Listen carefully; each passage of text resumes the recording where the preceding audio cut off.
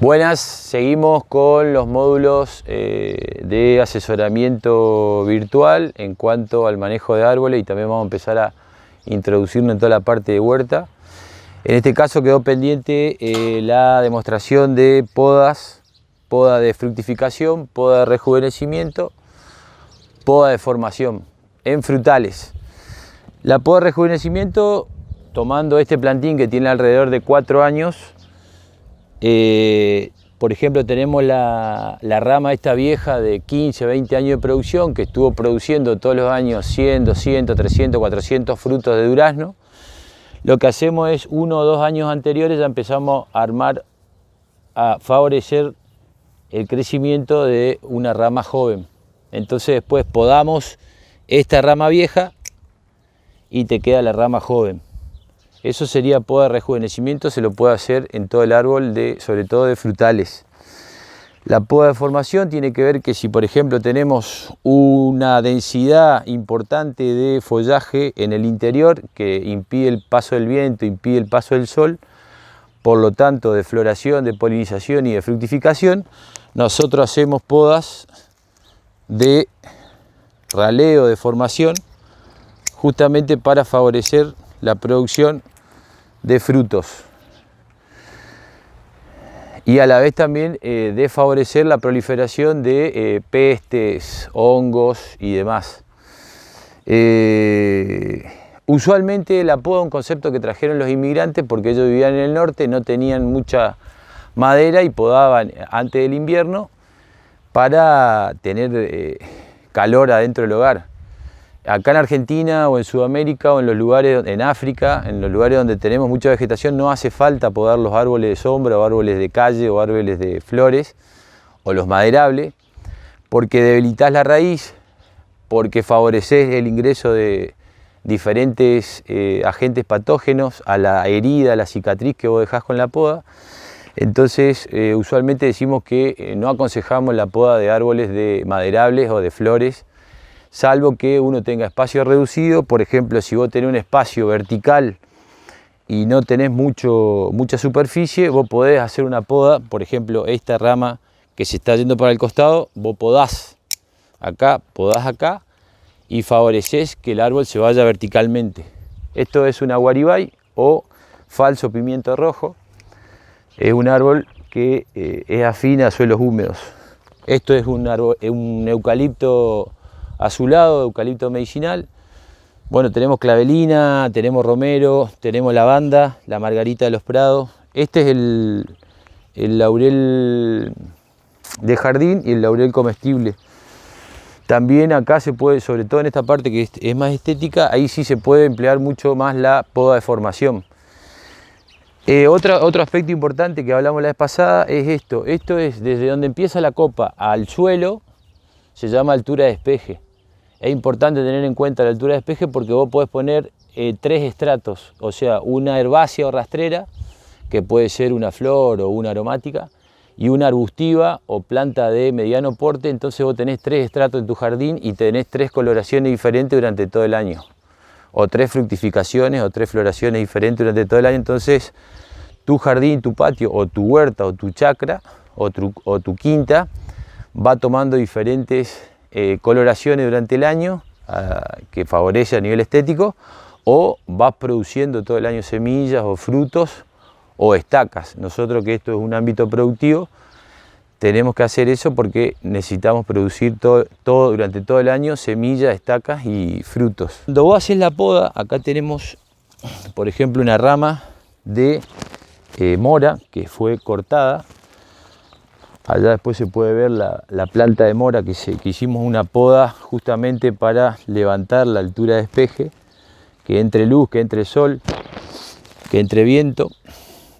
Lo que nosotros hacemos es lo que nos enseñaron algunos ancianos frutihorticultores de Castilla, del norte de España, que hacemos una crema de cicatrización, se llama, que es ceniza común y corriente con pasta dental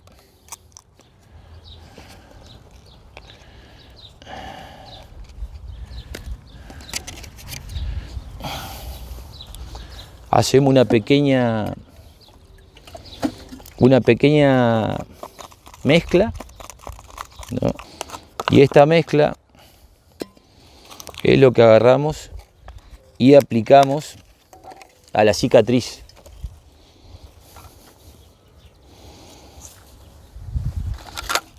A la cicatriz de la planta.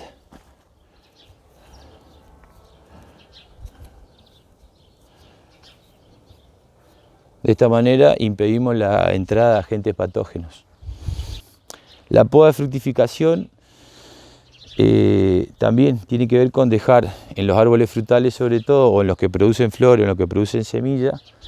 Acá tenemos el lapacho, algarrobo, que usualmente en algunos lugares se lo deja para producir semilla porque es buena como forrajera, o para producir semilla para hacer plantines.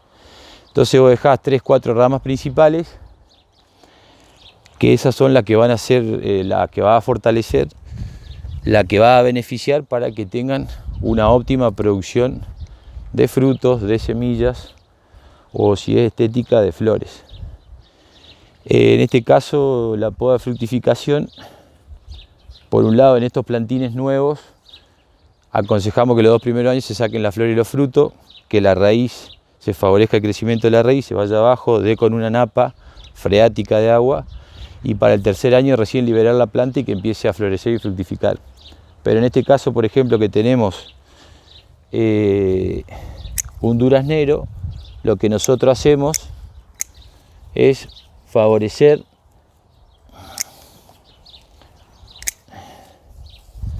la permanencia de las mejores ramas preseleccionadas y bien distribuidas homogéneamente, para que cada rama tenga la óptima cantidad de flores y de frutos, que los frutos sean de buen tamaño, de buen espesor, de buen sabor. Eso es lo que se busca con la poda de fructificación. Antes de terminar, esto es marca Gerardi, esto es marca Baco. Nosotros damos publicidad gratuita a todas las industrias nacionales y que sean de buena calidad. Estos son instrumentos que se lo tiene hace 20, 30 años y pueden durar 50 años más.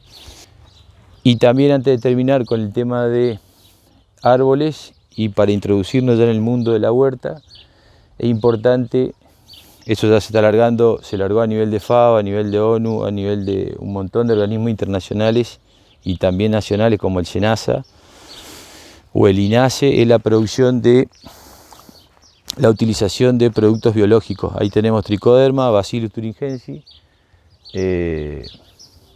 Beauveria y Metarrhizum. Son 3 hongos y una bacteria benéfica que vos aplicás a la planta y combate la mayoría de insectos, orugas, insectos voladores, coleópteros dañinos, gusanos y también toda la parte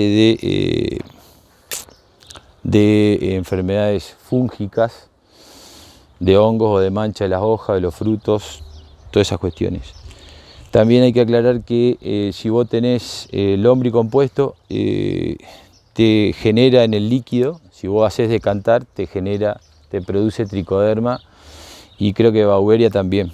O sea que vos podés autoproducir también tus hongos benéficos y después aplicarlo a las plantas. Lo que vemos como introducción a la huerta es, si nosotros vemos allá, por ejemplo, nosotros tenemos almácigos de siembra.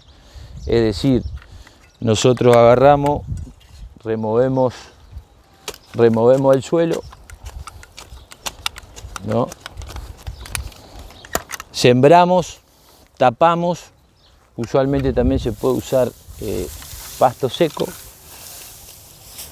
El pasto seco se lo utiliza para optimizar el uso del agua y que se conserve la humedad en el suelo. Empieza a germinar y se conforman esos almácigos de plantines. En este caso tenemos de huerta, pero también tenemos de aromática, tenemos de manzanilla, todo un poco. En el almácigo, el plantín óptimo es un plantín de 4 hojas.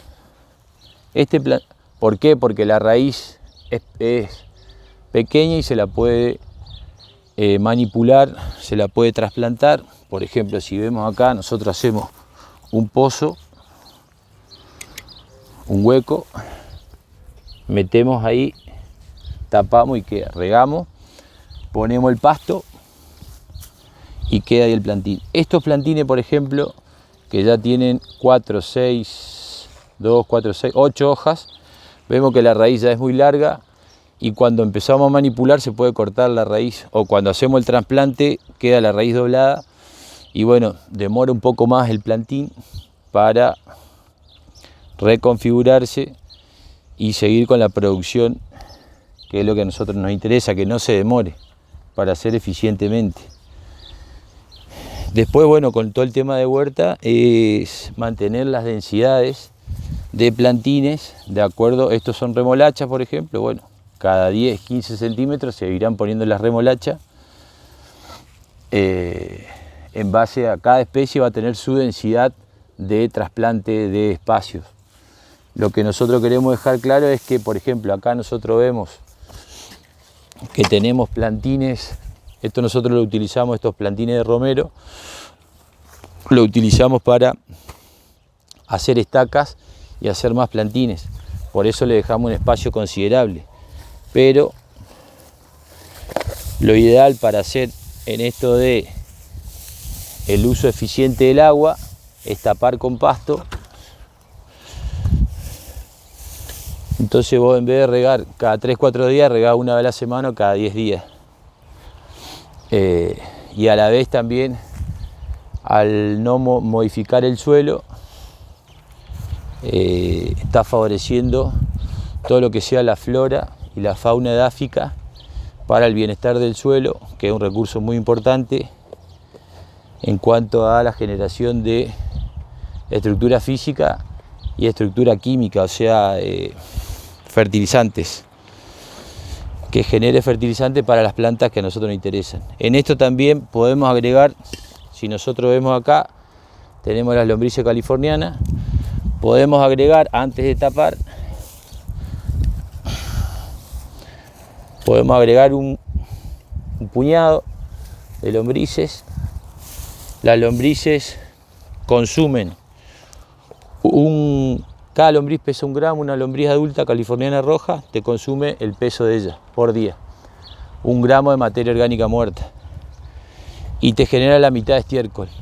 Es decir, que 100 lombrices te estarían generando más o menos 50 gramos de fertilizante de primera calidad orgánico por día. Por eso es importante meterla dentro del circuito de huerta o de árboles frutales. Y es algo sustentable porque la lombriz puede estar entre la reproducción y la sucesión generacional, puede estar 30, 40, 50, 200 años en el suelo. Y no necesitamos echar ningún tipo de fertilizante inorgánico. Acá, por ejemplo, nosotros vemos, esto es una margarita de los prados, esto es una clavelina, esto es una lavanda. Si nosotros tenemos que trasplantar esto, vamos a ver que esto ya tiene 10 hojas, es un plantín que ya está pasado para el trasplante y vemos la cantidad de raíces que tiene, toda deformada por cualquier lado. Esto, cuando vos trasplantás, primero se empiezan a acomodar las raíces y profundizar. Eso le lleva 1 semana, 2 semanas, 20 días. Después, los 20 días después del mes que se acomodaron las raíces, ahí recién empieza a crecer normalmente. Entonces, ese es el problema cuando vos trasplantás plantines que ya están pasados, o sea, pasado de edad, pasado de raíces. Si vos metés un plantín de 4 hojas, que sería lo ideal, 3 hojas, 5 hojas, 2 hojas, a la semana ya empieza a rebrotar y empieza a crecer y empieza a producir, que es lo que a nosotros nos interesa desde el punto de vista productivo y también de rentabilidad. Bueno, este sería el segundo video pedagógico, el segundo módulo. Después seguiríamos con otros aspectos de la huerta. Veríamos ya una aplicación de los productos de los insecticidas biológicos. Podemos ver también ya la producción, por ejemplo, de manzanilla, de cuál es el momento óptimo de cosecha de la manzanilla para infusiones o para la industria de La manzanilla es un insumo, por ejemplo, para hacer pasta dental, para la parte de cosmética, de perfumería y también para la producción, en nuestro caso, la producción de semillas. Vamos a ir viendo todos esos módulos a medida que vayamos avanzando.